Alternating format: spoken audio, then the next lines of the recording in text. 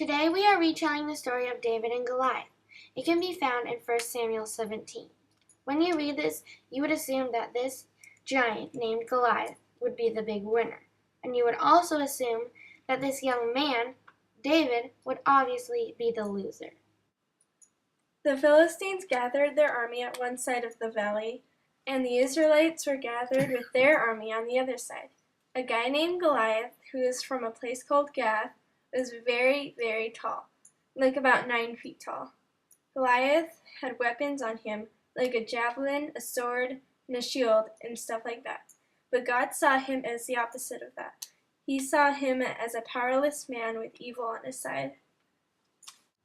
Then there was David, a small boy who tended sheep from Israel. All the people saw him as a young and weak boy, without a six-pack. But he had a very strong relationship with God. God saw him as a strong, courageous young man who didn't need a six-pack to do courageous things.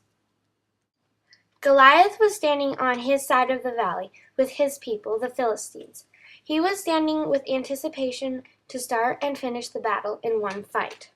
Why don't you come out and fight me? Choose a man from your own people to come and battle me. If you win, we will serve you. But if I win, you will serve the Philistines. So hurry, pick a real man.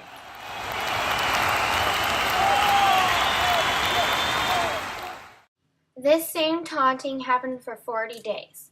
But all that God heard was, Come out, fight me! Why don't you come out, fight me! Choose a man, if you win, I'll serve you, if I win, you'll serve Philistines for her.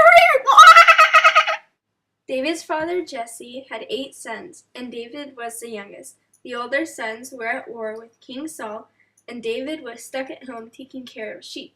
Worse than that, his father was making him go check on his brothers because he was seen as too young to do a man's work.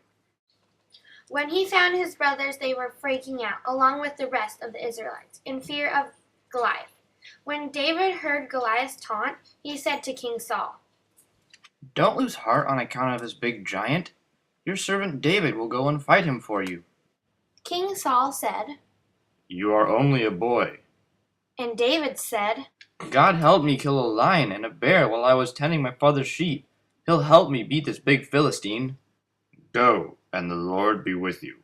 He tried to dress David in lots of heavy stuff to protect him, but David said, "Nope, can't do it. Too heavy, and I'll just fall over. I'm taking my staff and my sling." Goliath said, Bwahaha! Come here so I can give your skin to the birds. but God heard, Come here. I'm gonna give your skin to the birds. I'm gonna give it to the birds. Come here, and I'll fight you. Come here. I'll give your skin to the birds. David said, "You've got big weapons, but I have the Lord God Almighty, who is going to hand you over to me so I can cut off your head with your own spear." David put a stone in his sling and slung it at Goliath, sinking it into his forehead. Goliath fell down dead, and David cut off his head just as he had said. Then the Philistines ran in fear, once their hero had fallen.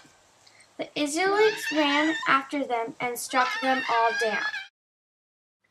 David, who looked weak in the eyes of the world, triumphed like this in the eyes of God. Goliath, who looked like a sure victor in the eyes of the world, was only this in the eyes of God. So, it's a bit fun.